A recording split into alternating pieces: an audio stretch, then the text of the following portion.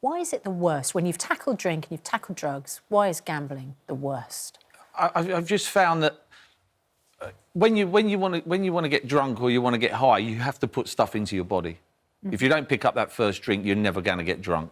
When you've had one, cannot stop. Yeah. Gambling, you don't have to put anything into you. You don't have to put it in. It's there. You know. It's just a weird feeling, and when it gets hold of you, it just grips you. It's not just it's the people around you as well. You know, you're just constantly looking at your phone, and it's just draining. That's the hardest thing. I know I'm an alcoholic and I know I'm a drug addict.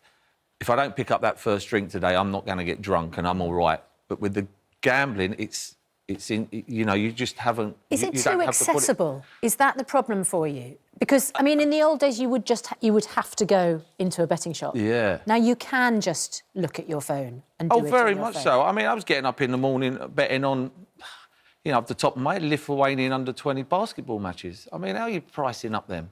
I mean, under-20 basketball matches. And what is it that you're doing? Who's that for? Are you trying to earn money? Are you getting the dopamine hit of putting the bet on and hoping for the success? Because you've lost, you know, as we said in the introduction, you've lost millions. Yeah, millions.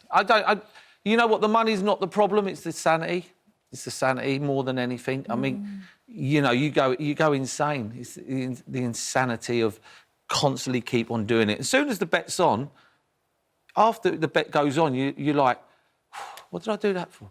It's a weird feeling. You search and search to get the bet on and to get all excited. And as soon as you've done it, you're like, I can't believe what I've just done. A lot of sportsmen... And then the self-worth comes in and you hate yourself and remorse. Then it starts... A lot of sportsmen, Paul, a lot of sportsmen have addiction problems of some kind. Many of them have said to me over the years that it's down to when you're in that cauldron of professional sport, playing in front of 60, 70,000 people, it's such an adrenaline high that when you leave it and you retire, you feel just completely sort of listless and there's nothing to fill that adrenaline void. Is that part of it for you or not? I don't think so. I personally think you're born with it. I think you're born with it. I think with alcoholism, you know, which is, they all go into it. I just think you're born with it. I don't. If you have a nut allergy, you're not going to eat nuts, are you?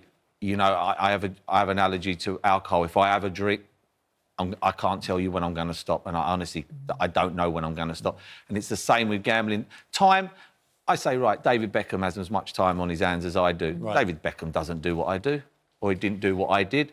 So I think you know, I don't like that. Oh, it's just time. I think it's an excuse, you think? Yeah, that's an excuse. You either have it or you don't. You talked in the back of the cab about how your life was falling apart and that you'd lost control. I mean, listening to you, I desperately want you to recover. And I'm sure everybody watching just thinks, is there something that can be done that rescues you from this hole that you describe yourself as falling into? Because you must have been through therapy and treatment and all the rest of it. I've been through the treatment and everything. I mean, I need to keep on going to meetings. I have to go to meetings. It's the only way that it can help, and it is. It was really weird watching it on the telly 6 months after the actual show, because with addiction, to sit there and I'm in a much better place today, a much better place, 100 times better than where I was 6 months ago. Well done. But to watch yourself 6 months before and to see where you were, because addiction is a strong thing, and it can soon tell you sometimes in your head, you know what, I'm all right now. I'm all right now. You know what, because I'm all right now, maybe I can have a drink. Maybe I can just have that one little bit. You know, and that's not the case. And it was a massive wake-up just to realise to keep on. And I have that now where I can always just keep on going back. But if I don't go to the meetings, I'm never going to get Let's talk about something a little happier, Paul, for you. England. Well, two parts of last night. One, your reaction to the racist abuse that the black players were getting. What do you make of what happened last night? I think it's disgusting. I think it's such a shame. I thought we'd have moved on in society with this kind of stuff. I mean, when I played, I can't really remember it happen. I played with great black players, Ian Wright, people like that. You know, John Barnes, Paul Ince, you know, Andy Cole, people like that. I can't remember it happening. They experienced it, of course, during their playing years. You know what? But you mean that during games that you were out with them? Yeah, played. You know, I didn't really hear it But now it's just got worse again, and I can't. Well, they need to get my take head proper round action it. against They it, need to get and ban people, and you need something has to be done, quickly. That was obviously not the happy bit. The happy bit is England's performance last night. And England's performance generally in the last year under Gareth Southgate. It looks like we've got a pretty thrilling team on our hands. We have. We've got a young, enthusiastic team. I talked to Gareth a long time ago when he got the job, and he said, I want to try and play with a lot of pace. I want to try and play a Premier League way, and he has. I mean, it's all about timings. If you want to be heavyweight champion of the world, you've got to come in at the right time. You don't want to be...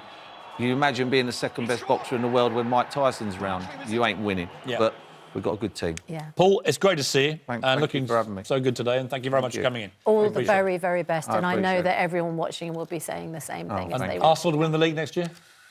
Steady. You need a couple of meetings with me. Arsenal Addicts Anonymous. I am an Arsenal addict, and it's an incurable addiction, unfortunately.